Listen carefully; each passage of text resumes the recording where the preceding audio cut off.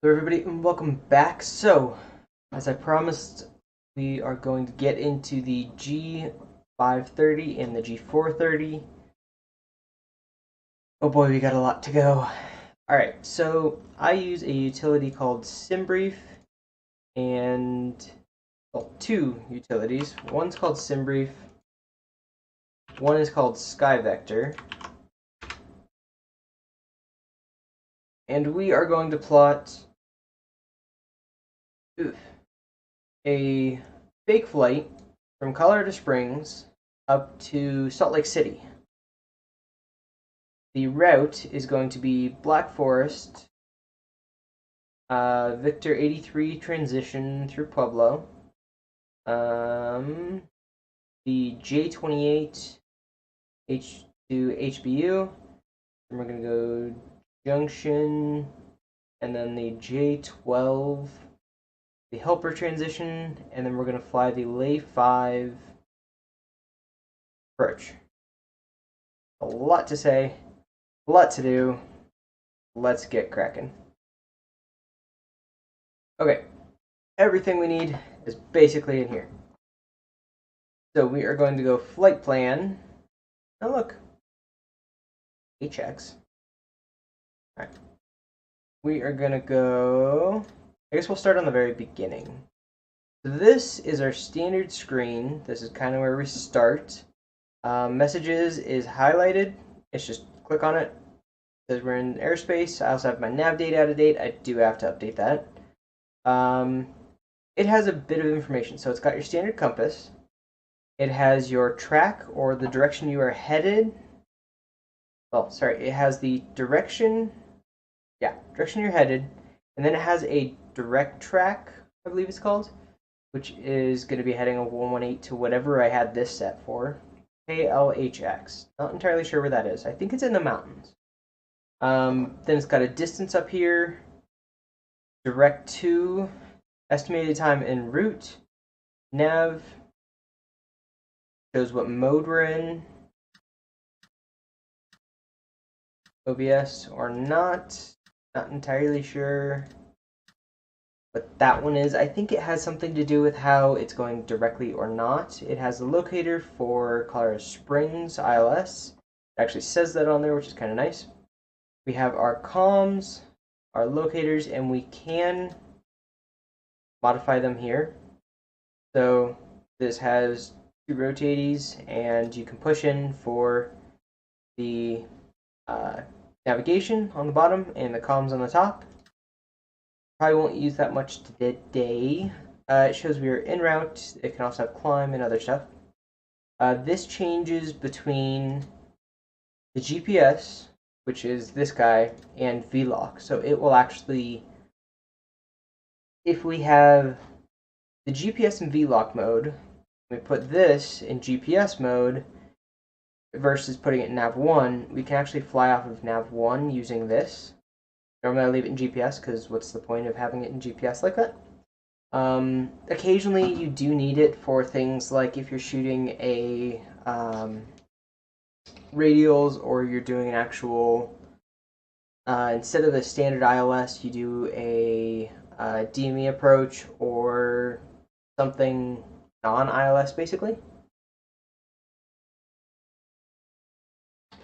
where you fly a radial and you navigate via points. So it will automatically change your nav1 to navigate to those waypoints instead of doing GPS. It is an option. Again, don't really know what OBS is. I need to update the nav database. So we're going to go direct to. Alright, so this is most of what you're doing. There's cursor. Outside one controls position, inside one on this controls letter. L, no, S. This, L.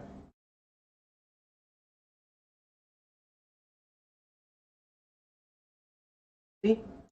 Then we hit enter. Now, we can load it or activate it. So if we activate it, this will become our current flight plan. So Salt Lake City has two approaches, and it has two routes on the same approach.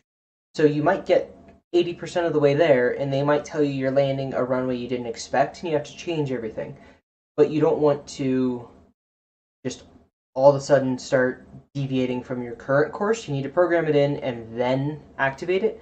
So if we didn't want to activate it, it's now programmed in that we're going to Salt Lake City.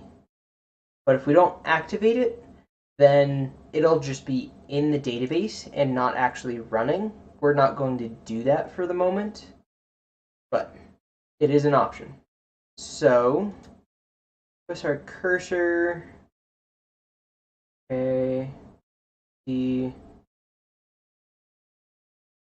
O.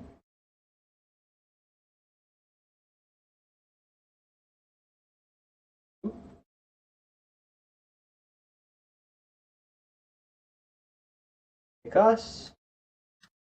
So that says that we are at Colorado Springs. Our next point is Salt Lake City.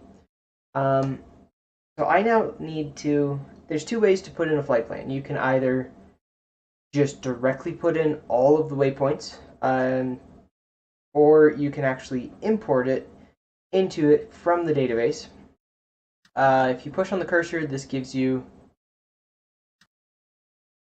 that gives you kind of scrolling power. You can put waypoints after or between. So we're actually going to put a waypoint.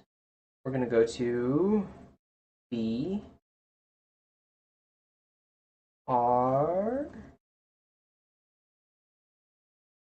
Okay. Oop. This Southwest Black Forest. So there are two of them. Technically, we are going to the VOR, one in Australia, and there's one in the US Southwest. The VOR in the US, and it's an NDB in Australia. We're going to the US. See that we were selected on this one, and it inserted it above. So a lot of this information, so we're going to go Colorado Springs. From where I am to go direct is a heading of 172. So I would head 172, and that's 0.4 miles. And this is the cumulative from the very beginning of the trip. That's the distance of all these added up. So then we're going to hit we're going to hit Colorado Springs. Then we're going to go direct to Black Forest. Then we're going to go a heading of we're going to be at Colorado Springs. Fly direct to Black Forest at a heading of 12 degrees. For 8.9 miles, we're going to have gone 9.3 miles total. Then we would fly direct to Salt Lake City and do 279. So from the Black Forest point, from here, kind of hard to see, because we're going to technically fly other way, which is not helpful. Yeah. And then we're going to do a total of 364 miles. Now, we have a lot more to insert. So, after that, we're going to go to Pueblo, PUB. That was great.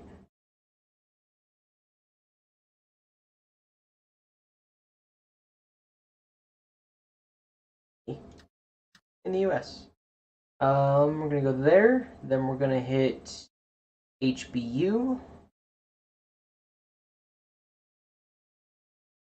HB.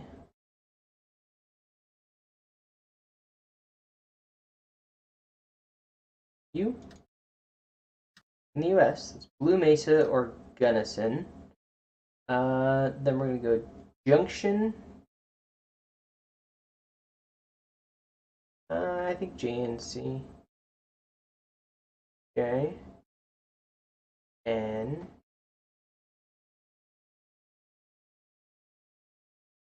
D. Junction.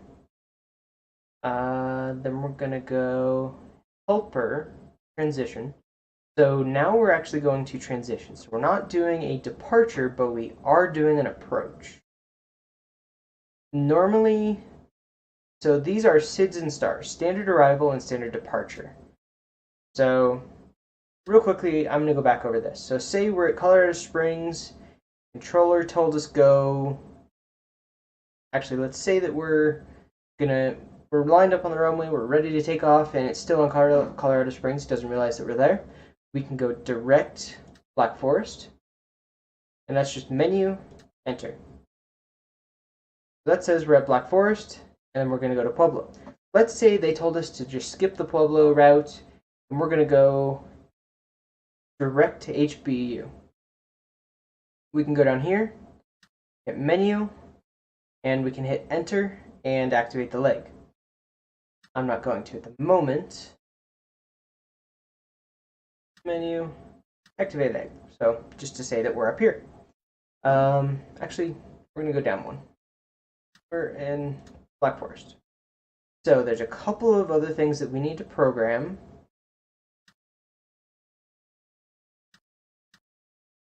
Oh. Alright, so here's our flight plan. Technically we go south, go over here, and then we're going to go up. So up is out. So we're going to go up to Black Forest, we're going to go down to Pueblo, and then we're going to go straight over to Salt Lake. And up scrolls way out. Yeah, it's all the way over there. And down. These show airspaces, so this is the Colorado Springs. This goes to the ground. This goes 1200 AGL up, I think. Don't remember, but yeah. So this shows that we're on the nav page, and there are 3 icons here. If we rotate the inner circle, we can go to a couple of different menus. That's our vertical navigation. So if we wanted to be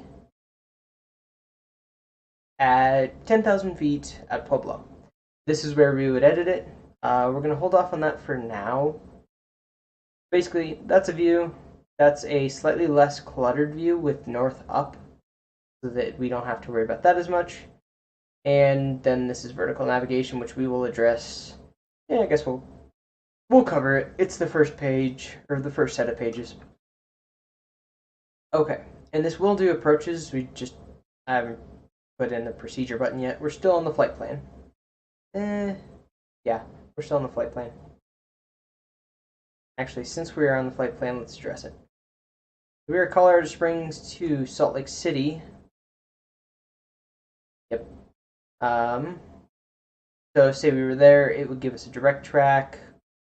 Well, a track from Black Forest to Pueblo. So if we follow this, we're technically going to miss. So you do have to keep that in account, well, to account for that. Alright. VNav, this is the vertical navigation, like I was saying. It's actually got its own button because that's important.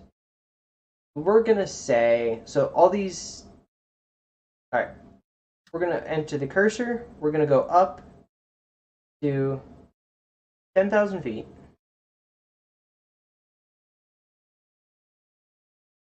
We're clearing mountains. Let's go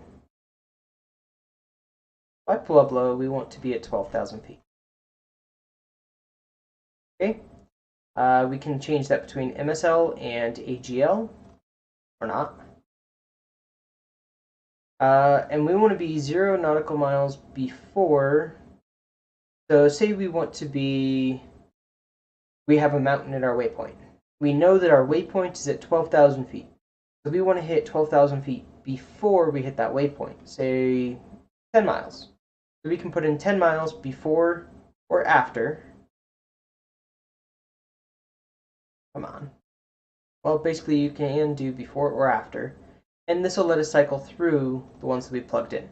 We're going to say Pueblo. And then our vertical speed profile. This aircraft empty will climb at 2,900 feet per minute. We're going to climb at, let's say, 2,000 feet per minute. And then that's basically all of it. So basically we're going to tell it, we're going to climb at 2,000 feet per minute. We're going to hit 12,000 feet before, and it will tell us when to go up, when to go down, and how fast. We hit enter, And that is all programmed in now. We can now hit VNav and flight plan again, and this has all of this information. So when we actually start flying, it'll tell us more information so that we can actually keep this schedule. And that way we're not too early at altitude and we're not too late at altitude. So we're next going to move over to procedures. This has its own page. This one is very important. So activate vector to final. Basically, let's say we flew over, we got all the way to HBU, and he said you're not going to fly the junction transition. We're going to, actually no. So we get junction transition, and instead of flying our lay 5 transition, or sorry, star standard approach, instead of doing the approach, we are going to just do a vector to final. So he's going to actually tell us, okay, turn right, go to 180. And then, well, I guess we're going north. So say we're flying 270. And he says, make a right turn to 270, or to 360, straight north. And then we go over, we pass the runway, and then we need to make another right turn. You guys is the left. That's weird. We need to make another right turn, and he says go to 090. We head over to 090, and then he says intercept the ILS, so we can go turn and intercept the ILS when we get to it, and that will line us up with the runway. The vector to approach, vector to final, is essentially we're expecting the air traffic controllers to tell us how to get there. Most of the things that I'm currently programming in, if we stopped here, this would be a good VFR flight plan. All we're going to do is just fly to these waypoints and follow them. This is something that you can do. You can just stop there. If you're going a little bit more instrument approach, or you want to, if you're actually doing IFR, if you want to practice IFR, or you just want to have a good backup, which normally you can't fly a star unless you are on an IFR approach, because that will mess with the controllers pretty badly. They need to, there's a whole lot of pre-planning that goes into these. And you can't just say, hey, let me in. You have to say, hey, let me in, and I'll be under your control. So you have to do an IFR approach to be flying SIDS and stars realistically. You can practice them if they're open, but most of the time they are reserved for people under IFR control of the tower, approach, and departure. So I'm going to program them in, but this procedure page, if you're not flying instruments, you can completely ignore. But just to load it, so there's an approach, arrival, and departure section of it. So we are going to make an approach. Let's say we're coming into, what are the winds? Well, there is 300 at 6 knots, so north to south-ish. We're going to land runway 34, we'll go left. So there's a difference between the ILS and the RNAV. RNAV is quite literally GPS points. ILS is actual, they're not just GPS points in the sky. There's actual ground stations telling you, fly over this, fly over this, fly over this, fly at these radius, fly at this distance. They're all programmed in on ILS. There's all beacons to follow you. If you fly an RNAV, it's quite literally, hit this GPS point in the sky at this altitude. There's nothing to go on. There's no distance from the airport that you have to maintain. It's just hit this three-dimensional GPS point, and that you follow these GPS points in. So you can get a lot more specific. You can get as many or as few points as you would like. They basically do the same thing, but a GPS, you have to have GPS, and an ILS, you have to have things like your nav1 and nav2. So we're going to say we're going to come in for the 3-4 right. And let's actually not do that quite yet. So I want procedure. And we're going to do, instead of an approach, we're going to select an arrival. So we have the junction 12 to the helper transition and the lay 5 arrival. Scroll down. My nav data is out of date. They actually do update these, so I'm going to put in the lay 4 with the helper arrival, even though it said 5. In the real world, or if you fly on something like Pilot Edge, you have to update these databases, which is kind of a pain. they're all different where they keep them. There's a specific folder for the GNS530, so I can update that one relatively easily, but for now, we're just going to put in the 4 arrival. And we decided on 3-4 right. So, we are going to load that. Now when we go to the flight plan, Pueblo, HBU, Junction, then it just auto-populated all of these things. These are all the points for the arrival. There are a lot of points. Plague, and then, so that's Plague. Then he needs to give us vectors for arrival. So Plague will get us really close to the entrance, or to the runway approach, and then he's going to say, okay, go direct, or intercept, or fly this heading, etc. And we're going to expect at the end that we're going to get vectors to final. So we're going to get really close, and he's going to say, here's how you get to the runway. We're going to expect that. There are approaches that are defined that you can do. We're going to try vectors. We're going to load them. So flight plan, all these little guys. So say we need to do, we're getting all the way down here, and then we get all the way up to vectors. Either we can land, or if he tells us, nope, expect this approach for the ILS 34 right, then we can follow this. So, and these little points that are after, so Chevelle, runway 34 right. At this point, we should be hitting the runway. If we don't, this actually has a go around and a holding pattern. So we will climb up, go to TCH. This is all in the actual approach and departure chart, or in the approach chart for this. You do have to look at those. They do have additional information that is not shown here. But basically, you're going to go here, and then you're just going to do a holding pattern and circle around until he can tell you how to get back to the airport. He might tell you something like, proceed direct camp and redo the approach. Come back in. Or he might just give you straight vectors. That is kind of up to the ATC at that point, but we're not going to use those. Colorado Springs technically has a departure, cost 5. We're going to be taking off to the north, and we're probably going to be doing 3-5 right, but we're not really going to be using just vectors. So it's runway, climb to 6,590. If he tells us any vectors, we follow those. Like, he might tell us just immediate right, and then here's another, and then after a minute might tell us just go direct Pueblo. So he can do that, but if you're flying alone, you don't have to worry about most of this.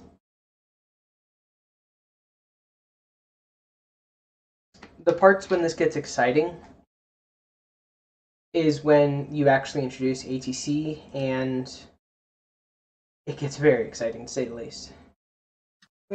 So if we come off the cursor, this flight plan has 2 tabs. Go over there. And we can actually save this flight plan name. Or we can actually save this flight plan, which I think has to be loaded. You can't actually do it through here. I think you have to save it in the hardware, or you have to save it in another method. You have to pull this out, attach a USB, something like that. And this is for things like airliners. They can say, here's the airline route that we fly. It doesn't always happen, but it usually can give you a good starting point. Like, if all you do is fly from Colorado Springs to Denver every day, it's like a 70, it's not even a 70-mile hop. It's like 50 miles, which is really short for an airplane. But if all you do is that and back every day, you can put in a company route and just fly the company route, and if you get anything different, all you have to do is make a couple of minor changes. So, that was page 1.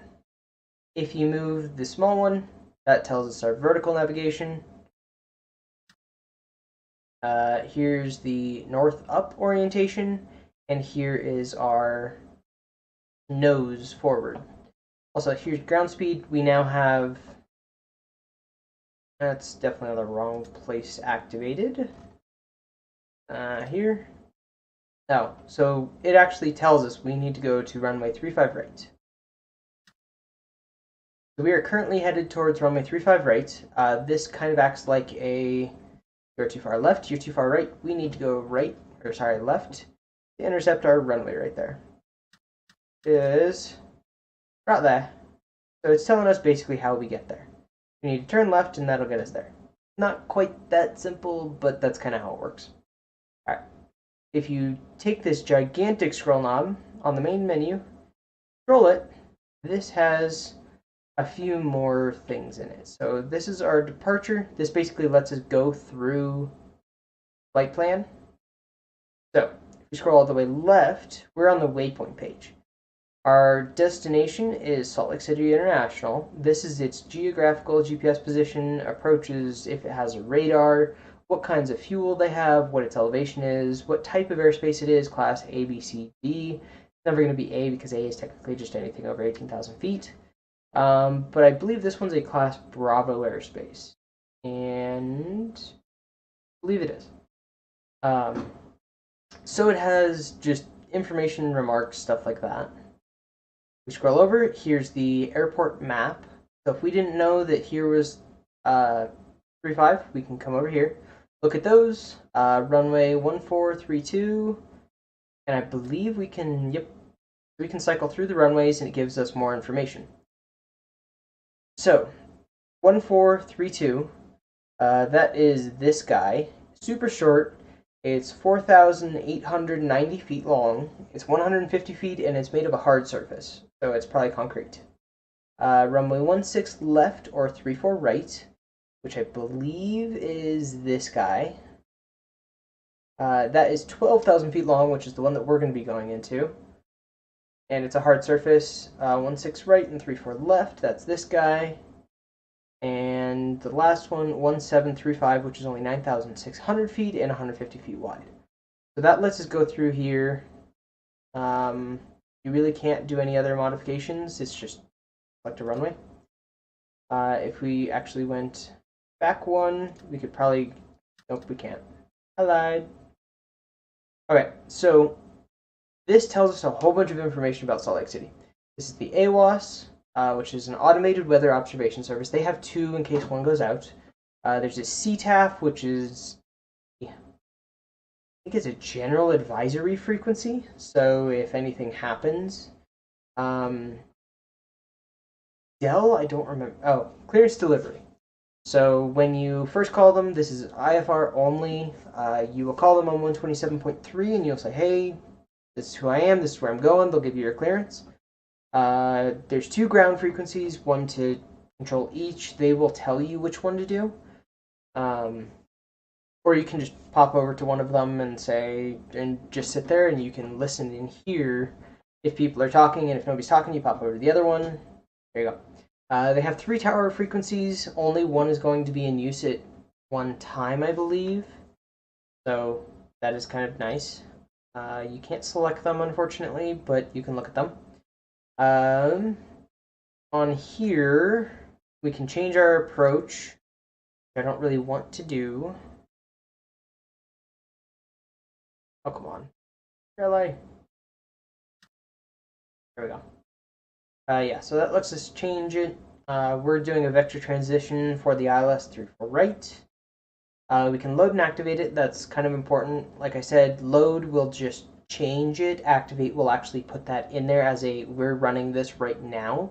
If the guy says go 34 left and you're at the entry point, you can literally just do, okay, punch in 34 left, hit enter, hit activate, and start actually flying it right now. So now versus later. This is our nearest airport. This is a, not quite there yet. So this actually lets us, nope. There's our arrival if we want to switch that. Don't right now. And then here's our departure. We can switch that as well. So this is destination frequencies. This is our approach, arrival, and departure. That way we can look at them real quick and say, yep, that's the approach, departure, or arrival that I want to fly. You can look at that and see this is where it starts, this is where it ends. No, it's not. There's lay. This is the arrival. This is kind of what it'll turn into. We'll call that good. All right, so the next page is, I believe, the last one to the right. It is. There's 3 switches on the big one, and the most important thing you can need is the nearest airport. Say both engines go out. You get a fire, somebody starts vomiting, or starts having some problems in the background. This tells you from where I am right now, the closest airport is Colorado Springs at bearing 004.4 miles. They do have an ILS. This is the runway length. Yeah, this is an ILS approach. The longest runway is 13,510 feet. Now, Colorado Springs was actually designed as an alternate for the space shuttle, so it has one of the longest runways in the country. Not the longest, but it's really long. It was back when we didn't have runways that long. Even Denver was shorter. I think the longest Denver had was 12,000. So, it has a 13,510 foot runway. If we know that we need at least 5,000 feet to land, this one's okay. Then if we go down to the next nearest airport, say Colorado Springs just isn't an option. They've got snow coming down. There's just, the ceilings are too bad. The weather is too bad. We can't do it. Then KFCS is another option. And we can actually go down here and select these, hit enter. Actually, no, we can hit direct. And that will put it in there so that we are going direct. And it will say, okay, I'm going direct right there. That's my entire flight plan. That's all we're doing. We're not going to do that at the moment. So all the way right. And we will go over these guys. So Colorado Springs, K-Fly. So KFCS, that's a bearing of 193. K, that's okay. 7.7 miles. We can probably make that. It's got a VFR approach only. So we can't, if we're flying under IMC instrument meteorological conditions, that means we can't look out the window, you can't see. You're flying in clouds, snow, fog, something where you just can't see and you have to fly based on instruments, then that's ILS. If you can actually see outside and you're flying visual flight rules, not instrument rules, then yeah. So let's say we're clear, so that's fine, and then we look at the runway, it's not 5,000 feet. So this is not an alternate that we can do. We've got to go to the next one. K-Fly, which is Meadow Lake, it's a bearing of 27. It's 10.7 miles from us, probably getting a little far on our emergency range pretend scenario. It's a VFR approach only. They do not have instrument landing, and the runway is 6,000 feet long. So we can keep going through this. We can keep going just until we eliminate enough variables that we have a runway we can take. Then that is good. So if we scroll up, this has nearest intersections. I don't know what these are. I don't actually know what an intersection is. Neat. Well, here's a page that I don't know what they are. I've never had to use it. Alright, so here's the nearest NDB. So if we just want to plug in an NDB, here's the frequency. We could set this up on our ADF, go over there, look at our NDB, and we could fly to that. Colorado, IHS, I don't know what all these are. I don't know what the NDBs are, but those are basically our nearest NDBs, their distance, their frequency. So say we get lost. Look up the NDB, find the well, if we want to fly to it, then we could do that. If we find it on our chart, we go, oh, there, that's where I am. We can plug in the NDB, figure out where we are positionally. We can use a map and actually plot it out. And so say our GPS went out, well, then you wouldn't get this, but yeah. You could plot it out by hand. Nearest VORs, FCS, that's actually on our list. Black Forest, Pueblo. So we're actually going to Black Forest and Pueblo. So just in case you need to know where it is, say they give you direct Pueblo, but you don't have it plugged in, you could go over here to the nearest VORs because you know it's close, and it's a 149, 32.9 miles, and this is the frequency. Those are subject to change. And the nearest airspace is Colorado Springs. It's a Class C airspace. If we were just flying, this would be a good place to look for things like am I going to fly onto the Denver Bravo airspace, which is a major problem, and you can get in a lot of trouble for doing that. So until we actually start going somewhere, there's not a whole lot left to show on this. It's very straightforward-ish. That's how you put in a flight plan. This right knob is kind of your cursor for everything. Next position or changing that data field. Messages are things like inside airspace, nav date, out of date. OBS, I wouldn't worry about. I don't really use it, so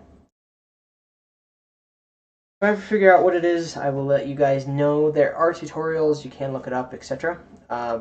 These are pretty self-explanatory. Range up, range down, so closer, farther. This is a direct button, and any menu, you can hit direct and activate. And if you don't want to go direct there, you can come up here and start modifying it. Finland? Weird. Anyways, clear, it's kind of your backspace, undo, get out of, etc. Menu, depending on where you are, changes. If you're on the procedure page, it brings up these. If you're on the flight plan page, it brings up stuff like this. You can cross-fill, which I've never actually used, but I think it populates the points between. You can delete approach, activate the legs, save the flight plan, so you can do it in here. This is where you'd save that flight plan, and then you can just hop over one and you can pull it up again. You can invert the flight plan, so say we were flying Colorado Springs to Salt Lake, and then we get there and we want to come back, we can fly Salt Lake to Colorado Springs. Go figure. Nice and helpful, right? But, and then enter is just your selection. And there's our waypoint number. I think I'm actually out of stuff to talk about. And if you're in the procedures menu, you can hit proc. If you start stacking them, they can get a little interesting because it will show you all the menus over each other, and it will show you the last one. So say you're going to the flight plan, message pops up. Alright, that's fine. Look at it. Nope, don't care. Back to where you are. Okay, I need to set up a procedure, set up everything over here, turn off procedures. Now I can look at my flight plan again. Problem is, to get out of it, you have to know which buttons to do in reverse to get back to your menu. And then I believe that covers it. So until we start really flying, we can't do a huge amount of stuff in addition. I guess I can bring up this caret. It will show you your magenta heading bug. It will... I don't think it will show you your ILS approaches. This is the direction you basically need to fly to get to your target. Direct would be a 149, so if we flew 149 from Colorado Springs to 149, that will get us there. Notice that this caret is 156. Sorry, 130, 41. 141 and not 150. They're not closer to 150. So from where we currently are, we have to fly that. If we flew direct, we would miss. So that's important. That's a pretty good chunk and overview. What gets hard is modifying and running this quickly when you fly into Salt Lake and the guy says, do this approach that you didn't plan for. That's when it gets exciting. You go, alright, let me figure out how to do this. Load is very important, not activate. That will load things in instead of running them right now.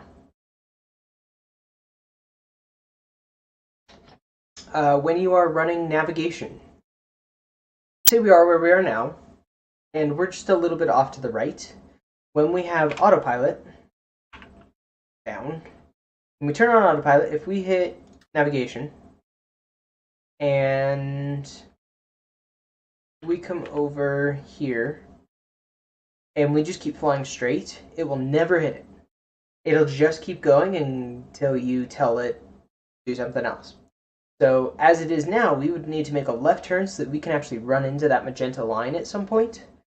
So we would have to come down here, click in heading mode, set our heading over here to something like 120, 110, and when it hits it, it will automatically switch from heading mode to navigation mode, and then it will always follow this. When it hits the next waypoint, it will auto cycle to the next one. What else can we use? I guess just a side note, VNav is only for information. It will not follow this. So if you come down and you plug in vertical speed and go up at 1900 feet per minute, and you leave the altitude at 13,000, it will go up to 13,000. It won't stop at 12 like you wanted to get to. It will stop at 13. If you set it at 10, it will not go above that. But basically, it will not fly this vertical navigation for you. You yourself have to plug in and fly the numbers that come out of this calculator. It is just a calculator to be used for your purposes. And yeah. Alright, well, I've been rambling for far too long, but hopefully you found this information useful. If you would like another tutorial on the G430, I can also do one of those. As right underneath it, it's basically a super simplified version. It's got all the same buttons. It's just a much smaller screen. And instead of having a GPS picture, this only has left. It has where you're going. It has the distance, what your direct would be. It actually has the bearing of how you get there. Sorry, it has the track of what you are flying, the bearing of what you should fly to get there, estimated time and route, ground speed. So this has all the same information. It just doesn't have this nice, pretty GPS display. That's the only thing it's missing. It has this, which tells you you need to go left, you need to go right. It tells you you're going to Colorado Springs, because we don't actually have a flight plan in here. So say we wanted to put up a backup, we could put it in here. The autopilot will not follow this. The G430, it will not follow. This is essentially a supplemental tool for the G530 in case you wanted more information. And I think I just covered the entire G430 with just that. Because everything else transfers over. All the buttons are the same. They're all in the same kind of layout. It's just a smaller screen that doesn't have this pretty display. So, ooh, it doesn't quite have all the menu options either. It does. It has airports. It's got airport information. So this has all the information. So if you wanted to, you didn't know what Colorado Springs looked like, you can pull it up here, fly into it, you come in, you land, you can go off on your taxiways using that one. So it has all the other information. You want to know that it's an 8,252 feet on 1331. You can pull this up here. You can go there. You can realize that, oh, to get all the way to the end, well, I only take 4,000 feet to land, so I want to land somewhere around the 2,000 foot mark. That gives me 2,000 extra, and also makes it so that I land towards the end because the gate's at the end. You can use this as supplemental information. Also, if you click on them, it opens them. Sorry, I completely forgot to say that at the beginning. Probably should have. These are much clearer, much easier to interact with. That's the inside, that's the outside, and that's clicking. When the aircraft is shaking, rattling, and rolling, it's very helpful. Also, if you're actually flying, you can put that away and you can just sit there and go, all right, I'll fly out the window with this. Super simple. Quite helpful. I kind of find it cheating, so it bugs me a little bit, but it's another tool at your disposal. Depending on your level and how much realism you want, that could be definitely an option. Like when you're doing something like this, I like to just sit here and look out the window. Like if we've got 100 miles to go, I just look out the window. Tells me how far we've gone, tells me what time it is, where we're going, how fast we're going, all that information that you will definitely need. Yeah, so that should cover the Garmin the Garmin GNS530 and 430. If you guys have any additional questions, definitely let me know. We are going to start up actual aircraft operations next time instead of, we might have one more planning. We'll see. We'll see. But next time is going to be a little more exciting, a little less pure information, a little bit more excitement. Maybe we'll actually start up the aircraft then. Maybe. We'll see. Alright, well, thank you guys for joining, and I hope you guys learned something. We'll see you guys in the next episode.